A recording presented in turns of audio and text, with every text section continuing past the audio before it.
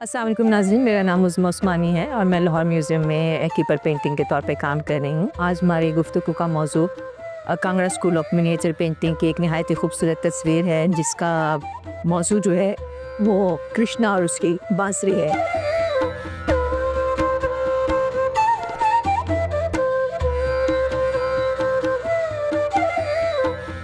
ये miniature painting अपनी खूबसूरती के लिहाज से और अपनी कैफियत के लिहाज से एक मुनफरिद मकाम रखती है नॉन भी कलेक्शन में। इसमें Kangra school of miniature painting की तमाम खुसूसियात बदरजा उत्तम मौजूद हैं, जिसमें उसकी रोमानियत, उसके हल्के रंगों की जो शनाख्त है कांगड़ा स्कूल की, उसका खलोरा पौना, खूबसूरत माहौल, ये तमाम चीज़ें इसमें पाई जाती हैं। इस मिनिएचर पेंटिंग में आप अगर देखेंगे तो कृष्णा इसमें सेंटर्ड फिगर के तौर पे आपको नज़र आएंगे पीताम्बर के रूप में, जिन्होंने पीला ड्रेस पहना हुआ है और उनके गिर्द गोपियाँ और गोप अपने मवेशी हैं उनके साथ खड़े हैं, और वो सब लोग जो हैं कृष्णा की जो बांसुरी है उसकी लय और उसकी मौसीक़ी के अंदर एक मशहूर कुन कैफियत के अंदर खड़े हैं, और उनकी सरशारी, उनका सरूर जो कि उसकी कृष्णा की बांसुरी सुनने के बाद जो एक सरूर की कैफियत है, वो सरूर इसकी रूह है इस पेंटिंग की। जो कृष्णा जब बांसुरी बजाते थे और एक जो रूहानी और एक सरूर की जो कैफियत पैदा हो जाती थी, वो कैफियत इस पेंटिंग में मुसव्विरों ने बेहद खूबसूरती के साथ उसको पेश किया है।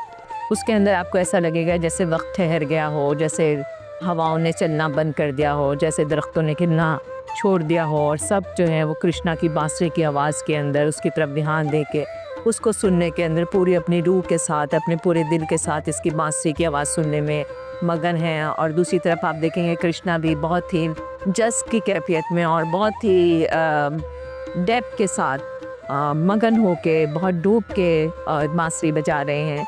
इसमें आप देखेंगे गोपियां हैं, वो कृष्णा को जो है एक अक़ीदत से, मोहब्बत से और उसको गिफ्ट पेश कर रही हैं। वो इसमें आप देखेंगे एक पान पेश किया जा रहा है, एक जो है खातून गोपी जो है वो उनको चौरी वो झल रही हैं। फोरग्राउंड के अंदर आपको मवेशी नज़र आएंगे, उनकी भी, हालांकि वो जानवर हैं लेकिन उनके अंदर आपको सरशारी, खुशी, सरूर, वो तमाम कैफियत उनकी आँखों में, उनके जेस्चर्स में, उन लकीरों में उतनी लताफत के साथ आपको नज़र आएंगी। फिर गोपियाँ हैं, उनकी बालिहाना अक़ीदत, उनकी वो पाकीज़ा मोहब्बत, वो एसोसिएशन, वो लगाव जो कि कृष्णा और उसकी बांसुरी के साथ है, जो कि कृष्णा ने उनके साथ वक्त गुजारा है बचपन से। तो सब आपको अक़ीदत, मोहब्बत, वो जज्बा आपको इस पेंटिंग में नज़र आएगा। इसके अलावा इस पेंटिंग में रंगों को नहायत खूबसूरती के साथ और बहुत तवाज़ुन के साथ बनाया गया है। कोई रंग इसके अंदर आपको कम या ज़्यादा नहीं लगेगा। कृष्णा क्योंकि एक मेन फिगर है, तो तमाम रंगों के बावजूद उसके अंदर तमाम फोकस आपका कृष्णा और उसकी बांसुरी पे जाता है। और न सिर्फ जैसे बांसुरी पे जाता है, उसके साथ ही आपको बांसुरी की मशहूर कुंडले, वो कैफियत आपके ऊपर तारी होती है। कृष्णा बांसुरी बजाने पे आहिस्ता आप अगर पीछे दरख्त में देखें, दरख्तों के अंदर, उसके अंदर लहलहाना, हल्की सी हवा के चलना, और उसके अंदर अगर आप मज़ीद गहराई में जाएं तो आपको परिंदे भी नज़र आएंगे। फिर बैकग्राउंड के अंदर बहती हुई नदी, उसका चलता हुआ पानी, नदी की आवाज़, ये तमाम चीज़ें आप महसूस करेंगे। उसके नदी के पीछे फिर सरसब्ज़ टीलें हैं और उसके पीछे हल्का आसमान। बज़ाहिर देखने में ये पेंटिंग एक फ्लैट पेंटिंग लगती है, जो कि मिनिएचर पेंटिंग का ख़ासा है। और जब हम मगरिबी पेंटिंग्स को देखते हैं तो मगरिबी पेंटिंग के अंदर जो पर्सपेक्टिव का उसलूब है या पर्सपेक्टिव का जो कॉन्सेप्ट है, जिसके लिए हम ख़ास तौर पे जो नौजवान नस्ल है वो उन चीज़ों को देखने के लिए बहुत यूज़ टू है। बज़ाहिर वो आपका जो बसरी स्ट्रेस होता है मिनिएचर पेंटिंग में वो नहीं होता कि आपको फोर्स करते, वो आपको बहुत ही नरमी के साथ, बहुत सी शाइस्तगी के साथ, बहुत ही आराम के साथ आपको अपने अंदर, आपकी न सिर्फ आपकी नज़र को नहीं, आपकी नज़र के साथ साथ आपकी रूह को भी अपने अंदर लेती चली जाती है। आप आहिस्ता आहिस्ता उसको, पेंटिंग को देखते जाते हैं, उसकी तस्वीर देखते रहते हैं। अच्छा, अब ये है, अब इसके बाद ये है, अब इसके बाद ये है, और अब आसमान है, और आप उस तमाम कैफियत के साथ लुत्फ़अंदोज़ होते हैं।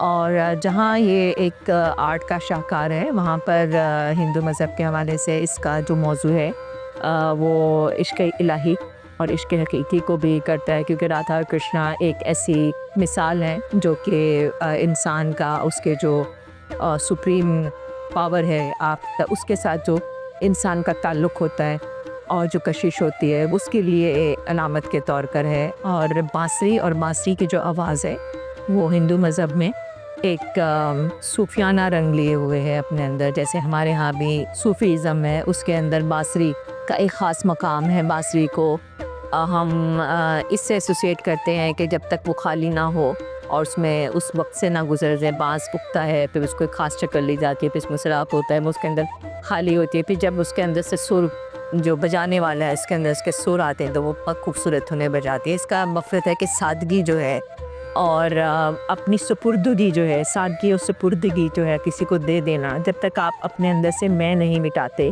तब तक आप ज़िंदगी के असरार और उसकी खूबसूरती तक नहीं पहुंच सकते। तो वो पैगाम किसी इंसान के अंदर उस वक्त तक एक खूबसूरत शक्ल या एक खूबसूरत धुन की तरह नहीं आ सकता जब तक कि वो अपने अंदर की ख्वाहिशात, अना और पूरी चीज़ों से अपने अंदर को, अपने मन को खाली नहीं करता। जब वो अपने मन को खाली कर लेगा तो उसके अंदर वो सुर जो हैं वो उस तरह बोलेंगे और फिर वो निशात की और वो सुरूर की कैफियत पैदा होगी और इंसान उस इश्क को और उस लुत्फ़ को एंजॉय कर सकेगा। जैसे कृष्णा जब बांसुरी बजाते थे तो वो इतनी मशहूरकुन होती थी, इतना खूबसूरत वो होती थी कि गोपियाँ जित और जानवर, चरिंद परिंद सब उनकी तरफ खींचे चले जाते थे और उनकी खूबसूरत बांसुरी की धुन के अंदर वो मशहूर हो जाते थे।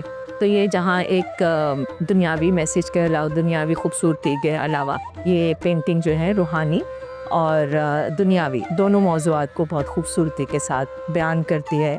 और इस पेंटिंग को जितनी दफ़ा आप देखेंगे बहुत इसको एंजॉय करेंगे कि आप इसमें जितनी डेप्थ में जाएंगे और इसको आप उतना ही इससे रिच संदोष हो सकते हैं।